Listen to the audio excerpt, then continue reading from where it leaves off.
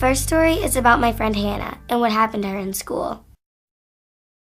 It all started one day in the school hallway when Hannah was talking to her friends. This boy George and Tyson decided they were going to pull a little embarrassing trick on Hannah.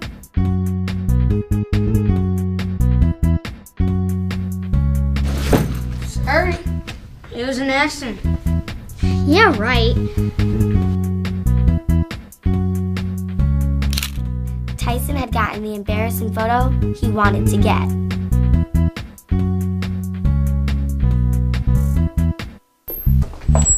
Hannah, did you see this? See what? Those creeps, Tyson and George. Remember what happened this morning in the hall? Yeah, they're so dumb. Look at this. They're such jerks. What are you gonna do about it? I'm gonna go talk to them, that's what. Be careful. I don't trust them. Hannah was angry, and in her mind, she was going to set the boy straight. But things didn't go as Hannah had planned. Hey, Hi, Hannah. don't harm me. You're such jerks for taking that picture and sending it to everyone. I must have hit the send button by accident. That was no accident. Don't do it again. I'm sorry. Here, let's kiss and make up. Yeah, let's be friends. No, I'm not gonna be friends with losers like you. Hannah was upset. George and Tyson touching her that way made her feel uncomfortable. The boys thought what they did was funny, but Hannah didn't. She felt scared. The next day, she told her friends about it. Sexual abuse is not funny. It's serious, and no one should have to deal with it on their own. After a while, Hannah began to feel like her old self.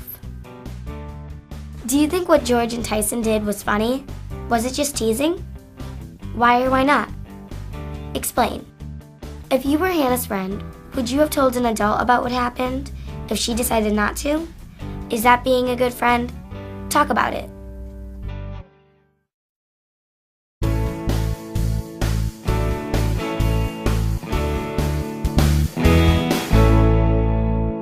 Now, this is my story. It all started a few months ago. My mom got married to Phil. We call him Uncle Phil. So, me, my mom, and my little sister, Mary, were moving into Phil's house. Every other week, Phil's son, Alex, stays with his dad.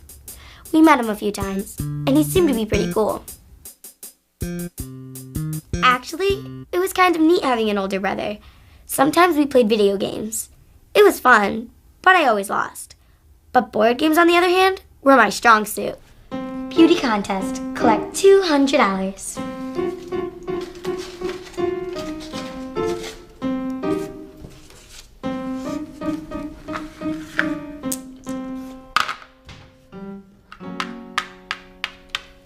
Boardwalk.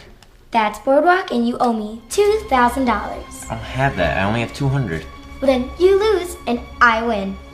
Loser has to clean up. Hey, I'm not gonna clean up.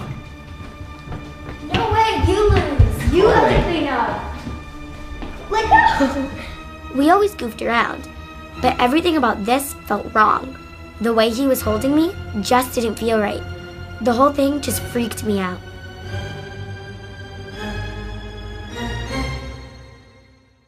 I really felt mixed up about the whole thing, and it just made me feel horrible. Did I do something to make Alex touch me like that? He left that night, and he didn't come back for another 2 weeks. Later on, I thought that I'd avoid getting into that kind of situation again. I wouldn't joke around with him anymore. The first couple of days he was back were okay. I kind of stayed out of his way. On the second night, he knocked on my door and said he wanted to talk to me.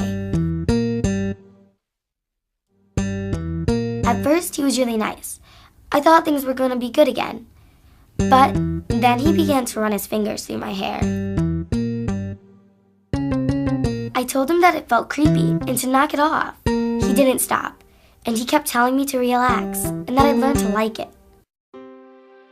Alex forced me to show him parts of my body that are supposed to be private.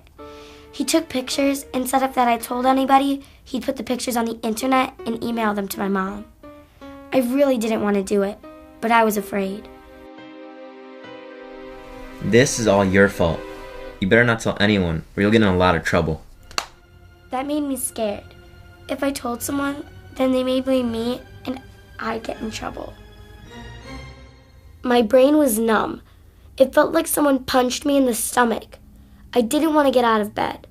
I so wanted to tell my mom, but I was just too embarrassed and afraid of what she might do.